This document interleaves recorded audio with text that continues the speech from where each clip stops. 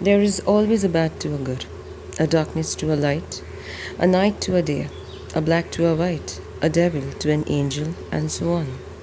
A topic which excited me since childhood. Something which I wanted to introduce since the very first day. Something which many people deny to accept till date, as according to them, it is unseen. Assalamu alaikum. I welcome you all to yet another interesting episode of I Believe.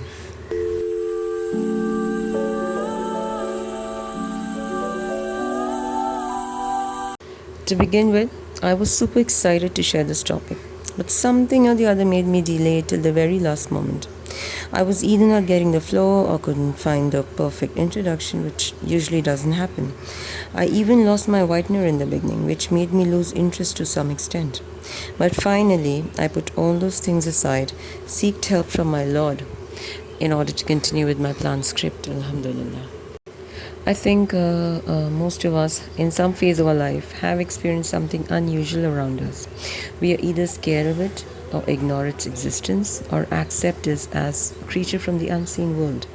It means that we cannot completely deny the fact that something does exist, which has the power to scare you, to stop you from doing good, thinking positive, to stop you from making good decision, the power which provokes you to make unnatural decisions and act upon it. Basically, everything that pulls you towards doing wrong and earning a wrath from your Lord.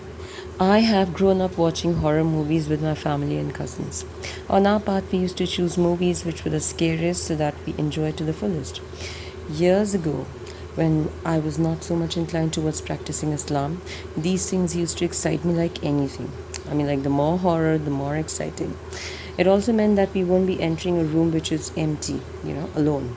Also, we would keep our lights on and avoid sleeping on either side of the bed. So you can imagine how such activities with your cousins would draw up the excitement to another level. That was an era when I was insecure. Although I was aware of the oneness of my Lord and His decree back then, but wasn't passionately involved to understand the logic behind it as I do today, Alhamdulillah. I was insecure that I might catch a glimpse of a shadow on entering a room alone.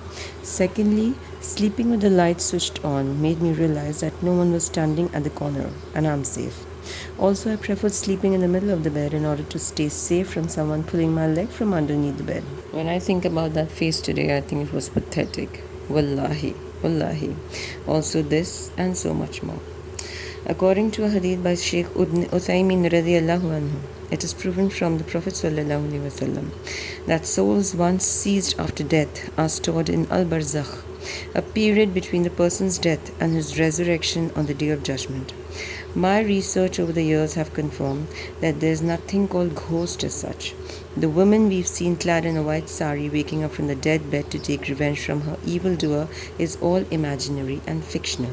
The other fictional characters we see in movies such as Pyasi Atma, witches, bhoot are nothing but resources to spike up your adrenaline rush.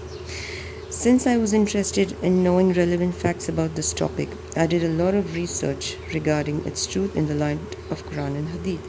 So when souls cannot roam around freely after it's captured from the body, what are those disturbing elements that are a matter of concern? They are the jinns. According to a hadith by Prophet Muhammad ﷺ, the jinns are of three types. A type that has wings and they fly through the air, a type that looks like snakes and dogs, and another type that stops for a rest, then resumes its journey. And Allah says in the Quran, "And the jinn we created before from scorching fire."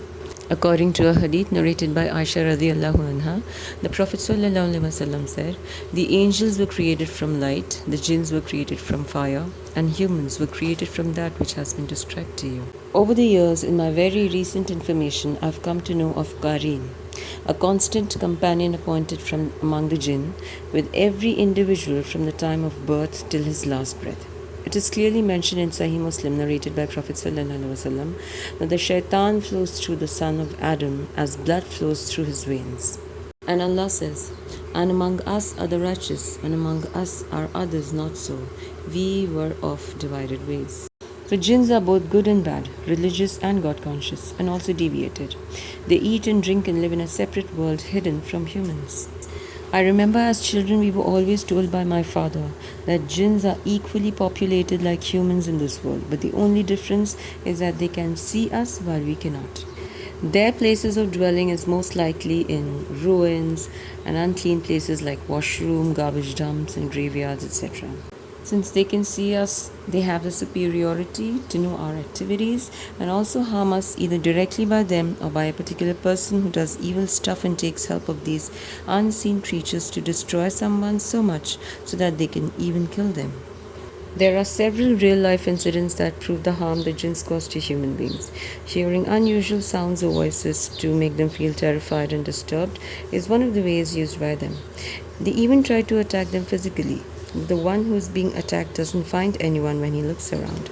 Also, in many cases, we've seen people behaving unnaturally, with different voices coming out of their mouth, deterring the condition of their health gradually. So, the reality is that they aren't bhoot, it's the jinn that have entered them. But why? Why do the jinns harm humans in the first place? According to one of my researchers, I found that they hate fragrances. Strong fragrances, especially worn by children or women in particular, disturb them. Avoid throwing hot water directly into your sink or ditch, which disturbs them as they are one of their resting places, as mentioned earlier. They even fall in love with humans and look out for ways to enter them in order to stay with them forever. People trying to defeat their enemy take help from jinns in order to hurt them, harm them, or even kill them. These are only some of the known facts that I've collected from my little knowledge, which opens the gateway for possession. We should always remember that such activities happens by the will of your Lord, and we should replenish our lifestyle as such that we be protected from all the harm caused by the unseen creatures. May our Lord protect us all from everything evil. Here, a person extremely strong in faith and Iman will destroy the bad things from harming him. Since the jinn's mischiefs are mentioned in the Quran and Hadith, there is no running away or hiding from it. If it is making you sick, heal yourself with the remembrance of your Rabb and his wordings. Seek refuge in your Lord from the Satan accursed. Say, I seek refuge in the Lord of mankind, the sovereign of mankind, the God of mankind, from the evil of the retreating whisperer, who whispers evil into the breasts of mankind, from among the jinn and mankind. A bismillah is enough for your safety in your regular day-to-day life. It takes a fraction of a second to pronounce it and say it on everything, on your food, on your drink, before entering the house, before changing, writing, sleeping, resting, waking up, just everything. Although there are supplications and adhkars for each activity you perform throughout the day, you can check out Fortress of the Muslim or Hisnul Muslim for further details. I feel these make a shield around me and I feel the safest and protected, especially when I'm alone or traveling. Reciting of Surah Fatiha, also known as Surah Ruqya or Surah Shifa, is one of the ways to stay protected from satanic whispers. Surah Kafirun that I have recited today, along with Surah Falak that I had recited in the last episode, together forms Al-Muwaddadain, meaning the two verses is a powerful way to keep mischievous or disturbing elements away from you. Whoever recites Ayatul Kursi at night before going to bed will be granted a protector from his Lord, and no shaitan will come near him until the next morning. It is also a great way to perform ruqya on a suffering person. Recitation of Surah Baqarah in a house for 3 consecutive days helps you get rid of all the disturbing sources. Also, according to one of the hadiths, the last 2 verses of Surah Baqarah, which starts from Amana Rasulu, is another powerful way to keep evil things away. I've made it compulsory for my children to recite them along with a few other du'as before going to bed, because my belief in the wordings of my Rabb stands above all the arms and amulets, which is completely prohibited in Islam. And I'm sure my children will understand the wisdom behind my being so strict with them on this issue, especially when they grow up, inshallah. And on my part, as I had earlier said, that I used to be scared of them all the time, but never stopped watching horror movies. Gradually over the years, I've learned to cope up with the situation. Before, when I used to get up for prayer in the middle of the night, there used to be some heaviness around, as if there's something negative in the room. That's what I felt. Then one day I came to know that the jinns are so cunning that if they know that a person is terrified of them, they will try to scare them all the more. but can never do so with a person extremely strong in faith. I turned my weakness into strength by learning different afkars of the day and also made my children do so.